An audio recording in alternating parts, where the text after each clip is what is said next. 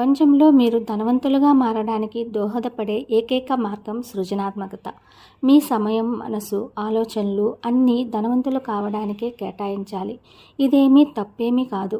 మీరు నిజంగా ధనవంతులు కావడమే మీ జీవితంలో ఉన్న గొప్ప లక్ష్యం.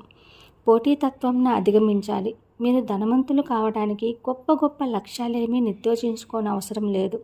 సంపద గురించి మీ మనసులో ఏర్పడిన మానసిక చిత్రంపై దృష్టి కేంద్రీకరిస్తే చాలు. సంపద మాత్రమే ఉంది, పేదరికం లేదు. ఎందుకంటే పేదరికంలో ఉన్నవారు అసలు సంపద ఉంది, దాన్ని అన్వేషించాలి అన్న ఆలోచనే చేయరు కాబట్టి. 1 ఔన్స్ విలువైన పని చేయడం కంటే కూడా 1 పౌండ్ విలువైన సిద్ధాంతాన్ని బోధించడం చాలా విలువైంది.